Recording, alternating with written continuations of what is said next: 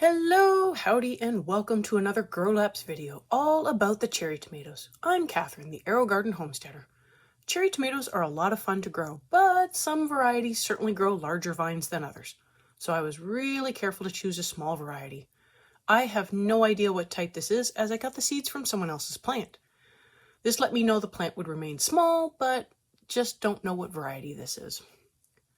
I began these seeds a little later than the other tomato plants. I think this was because the Romas were just not looking that healthy and I wanted to make sure I got some sort of tomato for winter salads. I also hoped that this would be a faster grow. I do know the vining variety I grow in my garden seems to begin ripening when the other plants ripen, but it puts out a lot of growth. This was a smaller plant and it did not disappoint. By week 4 it was beginning to flower. By week 5 there were small tomatoes forming, and by week 10 I was able to start harvesting some for salads. These grew pretty well, but like many of the plants, they also began showing signs of not doing well.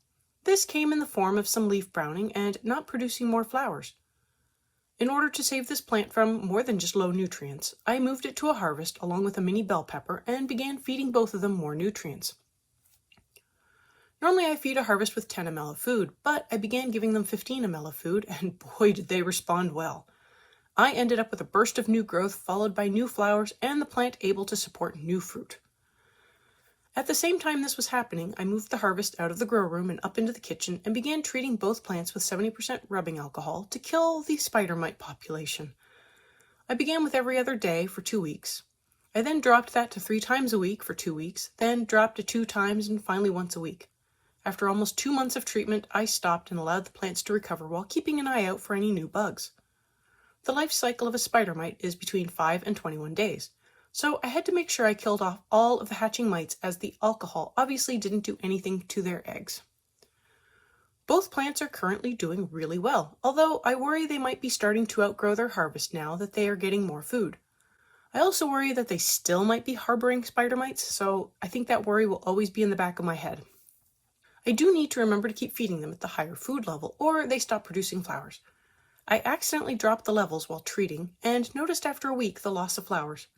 Probably a good thing to allow the plants to recover from the treatment though. I might need to look into a trellis as the pepper plant is listing to one side and pulling on the basket. I am leery of moving them again as each time I pull them out of the grow deck it damages the roots as well as the plant a little. So they might just have to accept the harvest as their final location. I'm not sure how much longer I will let them go, again because I am afraid that those spider mites might still be lurking somewhere. I feel like the cherry tomatoes were a great addition to my indoor garden when salads are a main focus of the growth cycle. I want to experiment with more cherry tomato varieties, but I want to explore bigger tomatoes on small plants. While cherry tomatoes are great in a salad, they are rather annoying to chop up for anything like salsa, which is our main use for tomatoes. While this is still an ongoing grow, I feel it is time to wrap up the winter garden, and this was one of the last few plants. Next time I will have the pepper, then I will do a summary of the whole winter garden, things I liked and didn't like, as well as things I want to do differently or try again. If you have any ideas for things you want to see, let me know below. I do know I got a patty pan suggestion, but I don't think that will be feasible as I will need to hand pollinate them. I suffered through that with the cucumbers and decided I didn't need that in my life. I will link the playlist both for the whole garden updates as well as all of these grow lapses.